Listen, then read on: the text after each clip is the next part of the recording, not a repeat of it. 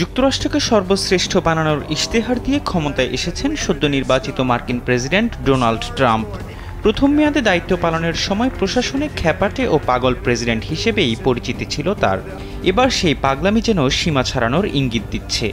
এরই মধ্যে নিজের ক্ষমতা টিকিয়ে রাখতে রীতিনীতি ভেঙে দেশটির সংবিধানই পাল্টে দেওয়ার কথা ভাবছেন উন্মাদ এই নেতা। ৫৯তম প্রেসিডেন্ট নির্বাচনের আগে জো বাইডেনের বিরুদ্ধে বিজয়ী হলে তৃতীয় মেয়াদের জন্য চিন্তা করবেন বলে জানিয়েছিলেন ডোনাল্ড ট্রাম্প।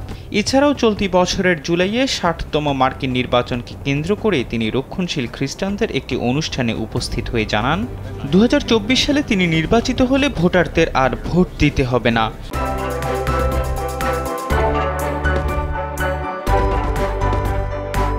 ট্রাম্পের পাগলাটে আচরণের জন্য কেউ কেউ এই মন্তব্যটিকে দ্বিতীয় মেয়াদের পরে ক্ষমতা না ছাড়ার হুমকি হিসেবে দেখছেন। এর আগে প্রথম মেয়াদের পর বাইডেনের কাছে হেরে নির্বাচনী ফলাফল অস্বীকার করতে শুরু করেছিলেন ট্রাম্প। রিপাবলিকান এ প্রেসিডেন্টের এমন আচরণের পরই প্রশ্ন উঠেছে ক্ষমতা ধরে রাখতে সংবিধান পরিবর্তন করা হবে কিনা। কারণ যুক্তরাষ্ট্রের সংবিধান অনুযায়ী কোনো ব্যক্তি দুবারের বেশি প্রেসিডেন্ট নির্বাচিত হতে পারেন না, অর্থাৎ রাষ্ট্রপ্রধান হিসেবে সর্বোচ্চ ৮ বছর ক্ষমতায় থাকতে পারবেন তিনি। ২০১৬ এবং ২০২৪ সালে প্রেসিডেন্ট ভোটে জিতেছেন ট্রাম্প, ফলে ২০২৮ সালের নির্বাচনে লড়তে হলে সংবিধান সংশোধন করতে হবে তাকে।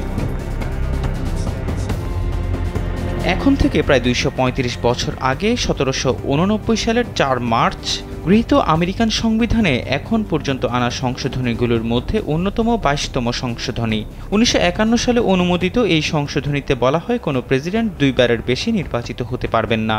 যুক্তরাষ্ট্রের সংবিধান গৃহীত হওয়ার সময় কোনো ব্যক্তির প্রেসিডেন্ট হিসেবে কার্যকালের মেয়াদ কত বছর হবে তা স্পষ্ট ছিল না, যা ২২তম সংশোধনীর মাধ্যমে নির্ধারণ করা হয়। মার্কিন সংবিধান সংশোধন করা অনেক কঠিন বিষয়। এর জন্য প্রথমেই কংগ্রেসের দুই কক্ষেরই ২/৩ সমর্থন লাগবে। তৃতীয় পর্যায়ে ৩/৪ রাজ্যের সমর্থন পেতে হবে।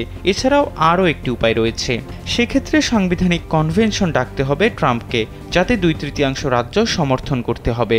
এরপর ৩/৪ রাজ্যের অনুমোদন পেলে ওই কনভেনশনে সংবিধান সংশোধনী বিল পাশ করা যাবে। এইসব আইনি জটিলতা নিয়ে অবশ্য মাথা ঘামাতে নারাজ নবনির্বাচিত প্রেসিডেন্ট। জানুয়ারিতে শপথের আগেই তিনি নিজের কিচেন ক্যাবিনেট সাজিয়ে নিচ্ছেন। আপাতত আমেরিকাকে মহান রাষ্ট্রে পরিণত করার পণ নিয়েছেন ট্রাম্প। ৪ বছর শেষে ফের নির্বাচনী লড়াইয়ে নামতে সংবিধানে সংশোধনী আনবেন কিনা তার জবাব দেবে সময়।